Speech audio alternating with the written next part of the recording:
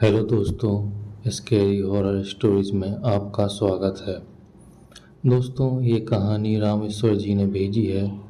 उम्मीद करता हूँ आपको कहानी ज़रूर पसंद आएगी।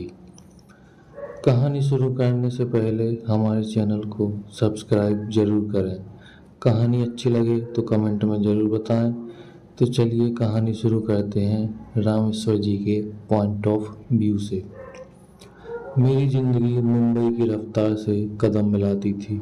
ऊंची इमारतें, गाड़ियों का शोर और कभी न खत्म होने वाली भागदौड़।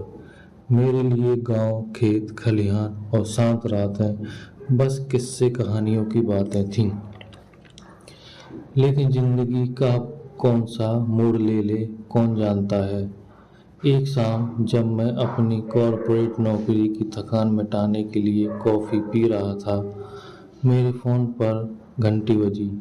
दूसरी तरफ से मेरे दूर के चाचा की घबराई हुई आवाज़ आई। रामेश्वर बेटा, तुम्हारी दादी की तबीयत बहुत ख़राब है। मेरी दादी, जिससे मैं बचपन में कुछ एक बार ही मिला था, उत्तर प्रदेश के एक छोटे से गांव चंदौली में रहती थीं। मैंने कभी वहां जाने की नहीं सोची थी, पर दादी की अंतिम इच्छा मैं टाल ना सका।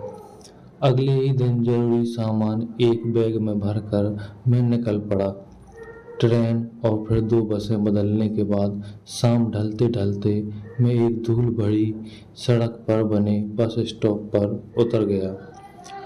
गांव अभी भी 7 किलोमीटर दूर था और उस रास्ते पर कोई और सवारी मिलने की उम्मीद ना के बराबर थी। सूरज पश्चिम में लालिमा बिखेरता हुआ डूब रहा था और हवा में अजीब सी ठंडक घुलने लगी थी। बस कंडक्टर ने उतरते वक्त अजीब नज़रों से मुझे देखते हुए बोला, बाबूजी, चंदौली आज रात। उसके स्वर में आश्चर्य और कुछ अनकहा भी था। हाँ, कोई दिक्कत है क्या? मैंने लापरवाही से पूछा। नहीं बाबूजी, बस वो आगे का जंगल, अंधा वन रात में ठीक नहीं रहता है। अगर कोई पहचान का मिल जाए तो ठीक, वरना सुबह का इंतजार कर लेते। मैं मुस्कुराया। अरे काका, शहर के हैं हम, भूत प्रेत से डर नहीं लगता। कंडक्टर ने गहरी सांस ली।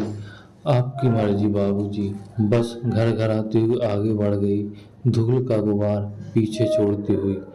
मैंने अपना बैग कंधे पर रखा और गांव की ओर जाने वाले कच्चे रास्ते पर कदम बढ़ा दिए। रास्ता वाकई सुनसान था। दोनों ओर घने पेड़ और झाड़ियां ऐसे खड़ी थीं मानो किसी रहस्य को अपने सीने में दबाए हों। जैसे जैसे अंधेरा गहराता गया, झींगरों की आवाज़ तेज होती गई और दूर कहीं सियारों की रोने की आवाज़ भी आने लगी। मेरा शहरी दिल पहली बार थोड़ा घबराहट महसूस कर रहा था। लगभग 2 किलोमीटर चलने के बाद अंधावन के मुहाने पर पहुंचा। नाम के अनुरूप ही वह जंगल घना और अंधकारमय था। पेड़ों की शाखाएं आपस में ऐसे गूंथी हुई थीं कि हल्की रोशनी भी जमीन तक मुश्किल से पहुंच पा रही थी। जंगल में प्रवेश करते ही तापमान में अचानक गिरावट महसूस हुई और हवा में एक अजीब सी नमी और सड़ांध घुल गई। मैंने मोबाइल निकालकर टॉर्च जलाई। उसकी रोशनी में पेड़ और भी भयानक लग रहे थे। उनकी टेढ़ी मेढ़ी शाखाएं किसी दैत्य के हाथों जैसी फैली हुई थीं। हर आहट पर मेरे कान खड़े हो जाते। पत्तों की सरसराहट भी मुझे चौंका देती। मुझे कंडक्टर की बातें याद आ रही थी, पर मैं अपने मन को समझाता रहता कि यह सब वहम है। अचानक मुझे अपने पीछे किसी की आहट सुनाई दी। मैंने तेजी से पलट कर देखा। पीछे कोई नहीं था, सिर्फ हवा में हिलते पत्ते और दूर तक फैला सन्नाटा। शायद कोई जानवर होगा, मैंने खुद को तसल्ली दी। मैं आगे बढ़ा। मेरे कदम पहले से ज़्यादा सतर्क थे। मुझे ऐसा महसूस हो रहा था जैसे मुझे कोई देख रहा हो। कोई अदृश्य शक्ति मेरे हर कदम पर नज़र रखे हुए है। जंगल और भी घना होता जा रहा था। रास्ते के दोनों ओर कटीली झाड़ियां उग आई थीं, जिससे बचकर निकलना मुश्किल हो रहा था। तभी मुझे कुछ फुसफुसाहट सुनाई दी, बहुत धीमी, जैसे कोई औरत सिसक रही हो। मैंने टॉर्च उस दिशा में घुमाई, वहां कुछ नहीं था। यह मेरा वहम है, मैं बुदबुदाया, पर मेरा गला सूख चुका था। कुछ देर चलने के बाद रास्ता दो भागों में बंट गया। मुझे समझ नहीं आ रहा था कि कौन सा रास्ता गांव की तरफ जाता है।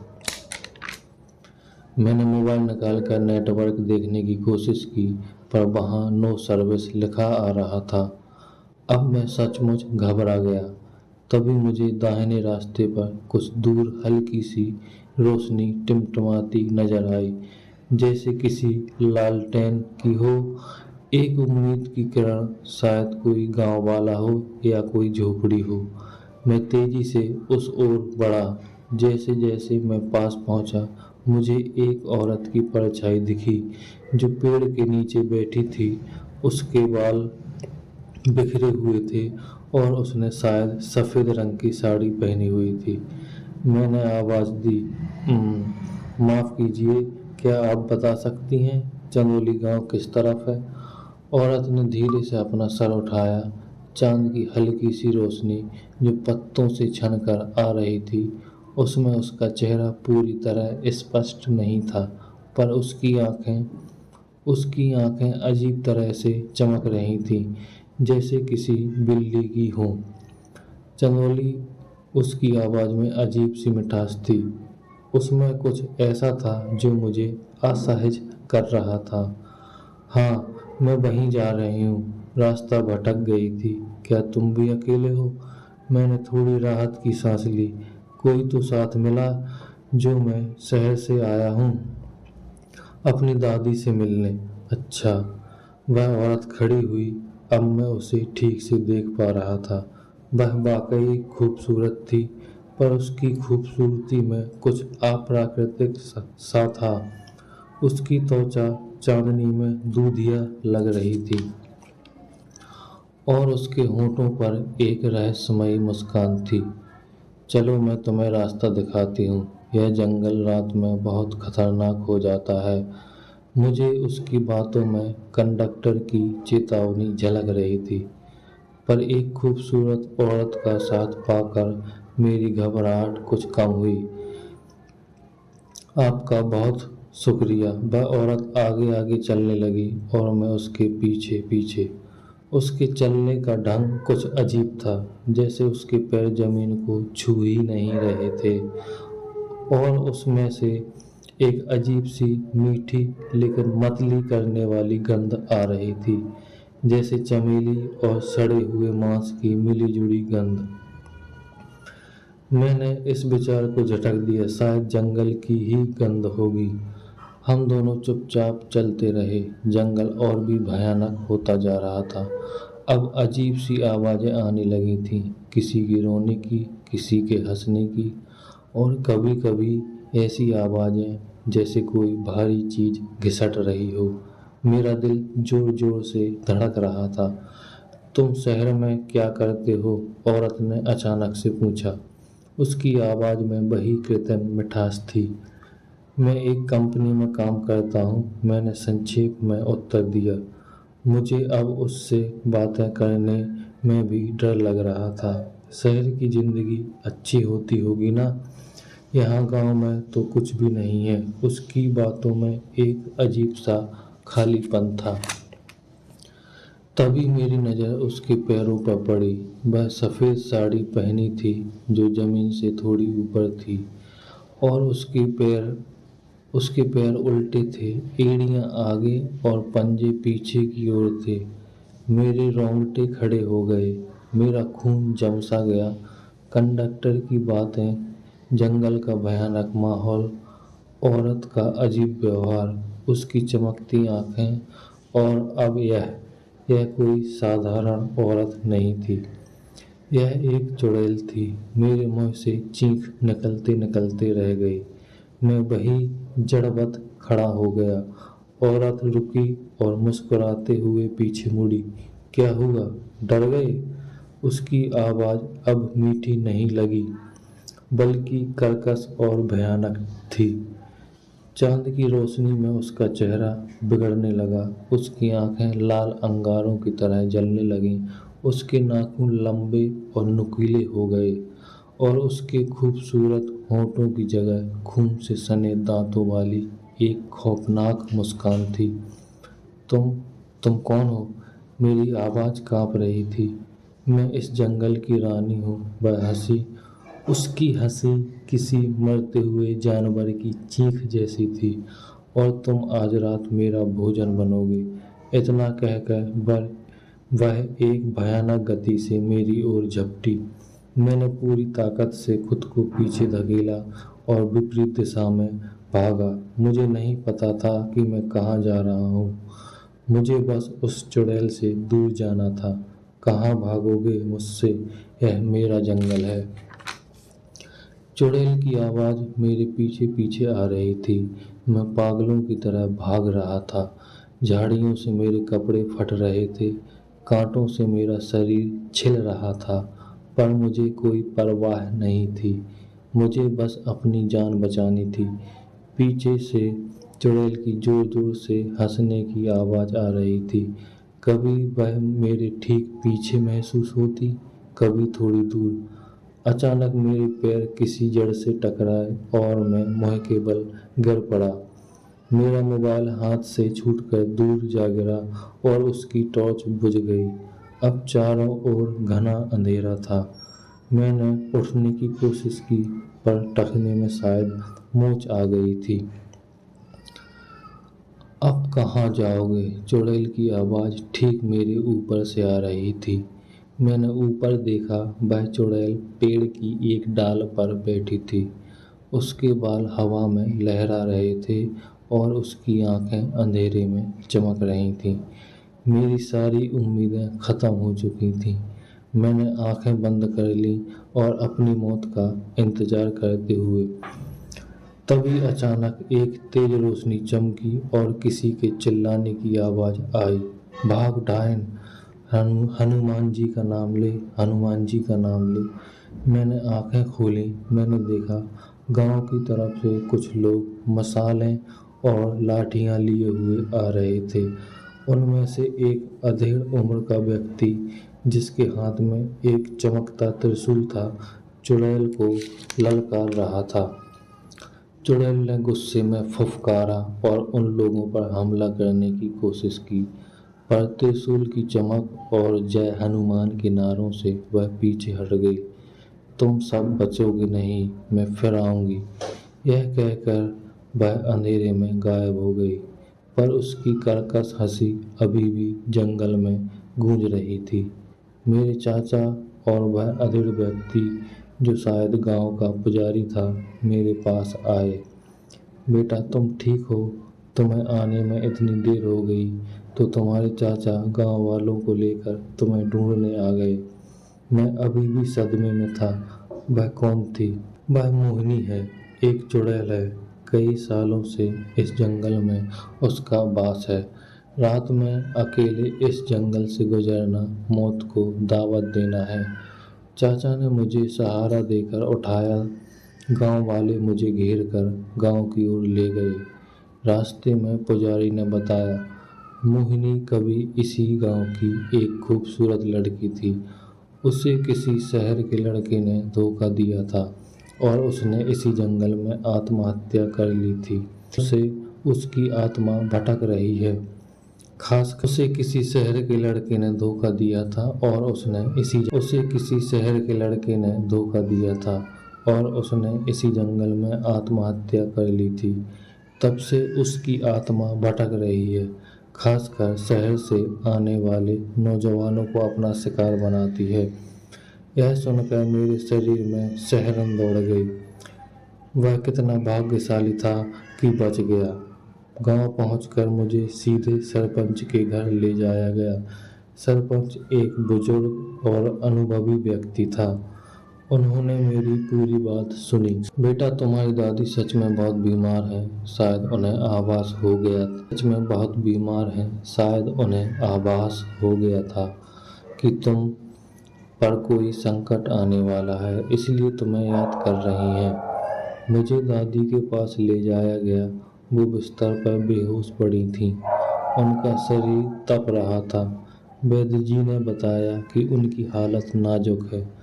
मैं दादी के सिरहाने बैठ गया। मेरे मन में अपराध बोध था।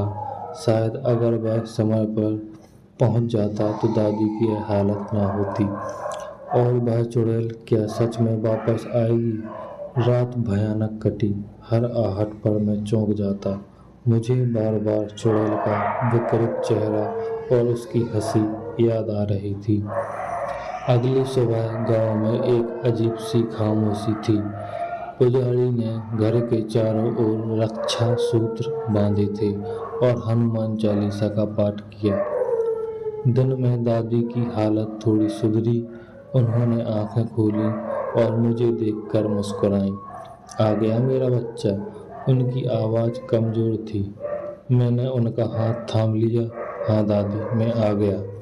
अब आप ठीक हो जाओगी। लेकिन जैसे ही शाम ढलने लगी, गांव में फिर से बेचैनी फैल गई। पुजारी ने बताया कि आप पुजारी ने बताया कि आज अमावस्या की रात है और ऐसी रातों में चुड़ैल की शक्तियाँ और बढ़ जाती हैं। उन्होंने मुझसे कहा कि वह आज रात गांव से बाहर ना निकले और अगर हो सके तो सुबह होते ही शहर लौट जाए। रात गहराते ही जंगल की ओर से अजीब अजीब आवाज़ें आने लगीं, कभी किसी के रोने की तो कभी किसी के फुसफुसाने की। मैं और गांव के कुछ हिम्मती नौजवान लाठियां और मसालें लेकर घर के बाहर पहरा देने लगे। आधी रात के करीब वह हुआ जिसका सबको डर था। एक तेज हवा का झोंका आया जिसके कारण सारी मसालें बुझ गईं। घोर अंधकार छा गया और वह कर्कश हंसी सुनाई दी, इस बार बहुत पास से। मैंने कहा था ना, मैं वापस आऊंगी। मेरा दिल उछलकर हलक में आ गया। मैंने कसकर अपनी लाठी पकड़ ली। अंधेरे में कुछ भी दिखाई नहीं दे रहा था। तभी मुझे अपने गाल पर एक ठंडा चिपचिपा महसूस हुआ। मैंने चिल्लाते हुए लाठी घुमाई। गांव वालों ने फिर से जय हनुमान के नारे लगाने शुरू कर दिए। पुजारी ने अपने त्रिशूल से हवा में कोई मंत्र फूंका। एक क्षण के लिए सब शांत हो गया। फिर दादी के कमरे से एक कमजोर चीख सुनाई दी। सब लोग अंदर भागे। दादी बिस्तर पर हाँफ रही थीं। उनकी आंखें डर से फैली हुई थीं। वह खिड़की पर थी। उन्होंने कांपते हुए कहा। खिड़की खुली हुई थी और हवा में बही चमेली और सड़ांध की गंध तैर रही थी। पुजारी ने तुरंत खिड़की बंद की और पढ़ने लगे। मैंने दादी को संभाला। उस रात किसी की आंख नहीं लगी। हर कोई दहशत में था। जब सूरज की पहली किरण धरती पर पड़ी, तब जाकर गांव वालों ने राहत की सांस ली। चुड़ैल जा चुकी थी, पर उसका खौफ अभी भी हवा में मौजूद था। दादी की हालत अब और बिगड़ चुकी थी। वैद्य जी ने भी जवाब दे दिया था। मैं समझ गया था कि चुड़ैल ने अपना काम कर दिया है। 2 दिन बाद दादी शांत हो गई। मैंने भारी मन से उनका अंतिम संस्कार किया। गांव वाले मेरे साथ थे, पर हर किसी के चेहरे पर अनकहा डर था। पुजारी ने मुझसे कहा, बेटा, अब तुम शहर लौट जाओ। यह जगह तुम्हारे लिए सुरक्षित नहीं है।